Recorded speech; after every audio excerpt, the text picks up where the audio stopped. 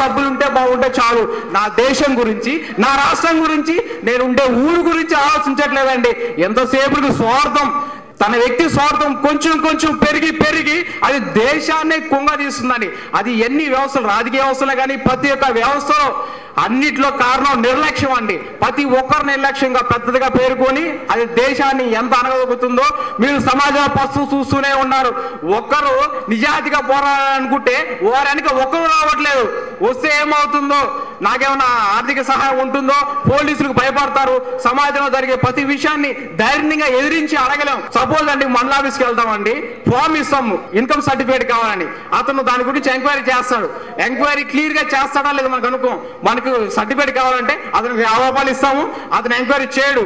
భయపడతాం అంత ఎక్కువ మాట్లాడాలంటే. నిజాయితీగా ఎంక్వైరీ చేసుకుని మనం ధైర్యంగా అడగం. ఎందుకంటే మనం తప్పు చేస్తున్నాం, ప్రతి విషయంలో మనం తప్పు చేస్తూనే ఉన్నాం. ప్రతి ఒక్కరు తప్పు చేస్తూనే ఉన్నారు, అది వాళ్ళకి తెలుసు. కానీ దాన్ని ఎవరు మనసులో నుంచి బయటకు చెప్పరు. చెప్పితే తప్పు చెడిపోతామన్న ఉద్దేశంతో ఎవరు మాట్లాడండి. ఇది నాకు ఉద్దేశం అండి. అందరి నిర్లక్ష్యం వల్లనే మన దేశం ఇలా అయిపోతుంది. ప్రోత్సాహం లేదు, యువతకు ప్రోత్సాహం లేదు, ఎవరికి ప్రోత్సాహం లేదు. ఎవరైనా నాయకుడు నిలబడితే అతని వెనక 10 మంది వస్తారు. చివరి వరకు అతని వెనక ఎంతమంది ఉంటారని నేను ప్రశ్నిస్తున్నానండి. ప్రతి విషయంలో యువత అన్నిటి పట్ల ప్రోత్సాహంతో ధైర్యంగా ప్రశ్నించేటువంటి హక్కు మనకు చట్టం ప్రసాదించిందండి. సమాచారపు హక్కు అనేది రాజ్యాంగంలో మనకి ఇచ్చారండి. ఆ హక్కును ఎంతమంది ఉపయోగించుకుంటున్నారు ప్రతి విషయంలో ఆలోచించండి. ప్రతి వ్యవస్థలో జరుగుతూ ఉంటుందండి. సమాజంలో ఒకరింటికంటే కోటేశ్వర ఇంటికి వెళ్తామండి, సపోజ్ గా అతని ఇంట్లో బాల కార్మికులను పనులు పెట్టుకోవడం తప్పు అన్నారండి. అతని ఇంటి దగ్గర బాల కార్మికులు పనిచేస్తూ ఉంటారండి. మనం చూసి ఏమనుకుంటాం, జాలి పడతామే కానీ ప్రశ్నించలేమండి.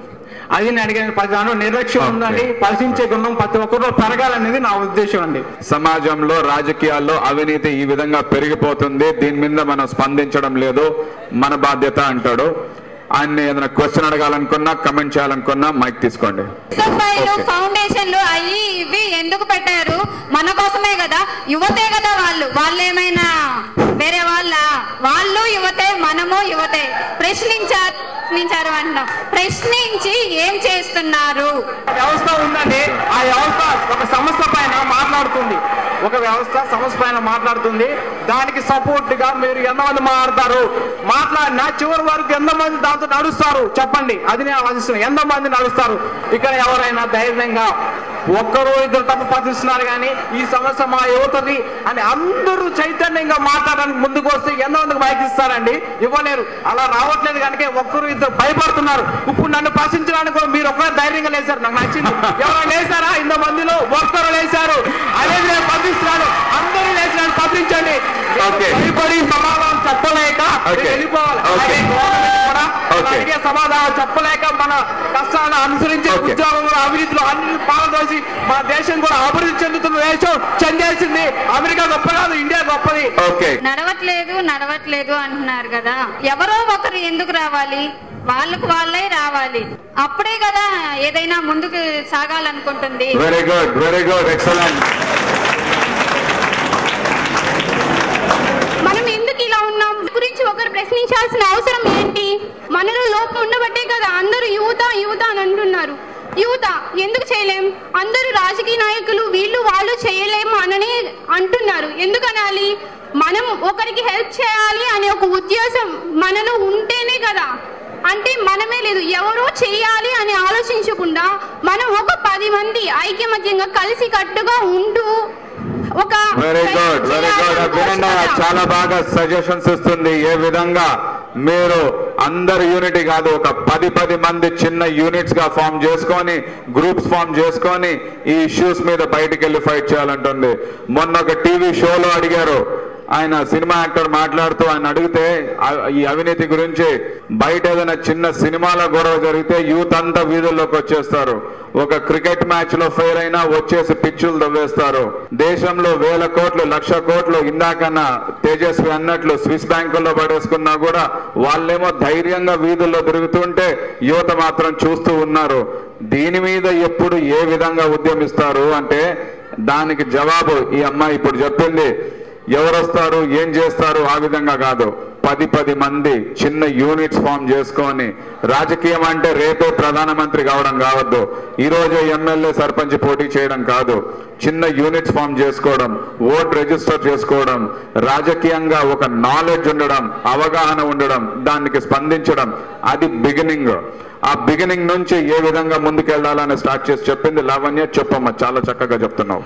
మనం ఒక యూనిటీ ఫామ్ చేసుకుంటాం. ఎలా చేసుకుంటాం? మన ఫ్రెండ్స్ ఎవరో చేయకుండా మన ఫ్రెండ్స్లోనే మనం రోజు న్యూస్ పేపర్ చూస్తూనే ఉంటాం. ఎంతో మంది ఉంటారు. ముసలి వాళ్ళని చూస్తుంటాం, వికలాంగులను చూస్తుంటాం, దాన్ని పోతూ ఉంటాం. కానీ భిక్షాటన అడుగుతారు. కానీ ఏం చేస్తారు? ఎవరికో వెళ్ళి ఏదో చేస్తారు. కానీ బయట వికలాంగులుగా ఉండి నడవలేని పరిస్థితిలో ఉండే వాళ్ళకి చిన్న సహాయం కూడా చేయరు. వాళ్ళకి సహాయం చేయలేకపోతే మనలో ఇంకా యూనిటీ ఎక్కడ ఫామ్ అవుతుంది? ఎలా ఫామ్ చేసుకోగలరు? సో మనకై మనమే యూనిటీని ఫామ్ చేసుకోవాలి. మనలో మనమే ప్రశ్నించుకోవాలి. ఏమని? మనం వీళ్ళకి ఇలా చేయలేకపోతున్నాం, ఇంకా రేపు రాజకీయ నాయకుల్ని మనకి ప్రశ్నించే హక్కు అసలు లేదు. ఎందుకు లేదు? మనలో ఒక లోపం ఉండబట్టి వాళ్ళని మనం ప్రశ్నించే అధికారం లేదు. ఇంతమంది ఉన్నారు. పిల్లలు మీకు ఎంతమందికి ఓటు హక్కు ఉంది? ఓటు హక్కు అమలు చేసుకున్నారు, బానే ఉంది. మొన్న ఎలక్షన్స్ జరిగాయి. ఎలక్షన్స్ లో ఎంతమంది ఓటేశారు? వాళ్ళు వచ్చినప్పుడు నేను ఓటు తీసుకున్నానికి 2000 ఒక క్రికెట్ కిట్టు అది తీసుకున్నాను. నేను అప్లికేషన్ పెట్టుకున్నా నాకు క్రికెట్ కిట్ కావాలని, ఇవ్వాలా. కానీ వాళ్ళు ఇచ్చారు, వేసా 2000 డబ్బులు. మళ్ళీ ఇంతగా 2000 పెరిగాను. మరి ఎవరు నాకు 2000 డబ్బులు ఎవరు? వాళ్ళు ఇచ్చినప్పుడే వాళ్ళు కానీ తీసుకోవాలా. డబ్బులు తీసుకున్నారు, సరే తీసుకున్నారు. దాన్ని ఏం చేశారు అంటే మీ అవసరాలకి మీ పనుల కోసం వాడుకున్నారే తప్ప మిగతా వాళ్ళకి ఏమన్నా హెల్ప్ చేశారా? మిగతా వాళ్ళు అంటే వృద్ధులు, వికలాంగులు చాలా మంది ఉంటారు. వాళ్ళు పట్టించుకోవట్లేదు. రోజు చూస్తూనే ఉంటాం, పేపర్లలో కూడా వింటుంటాం.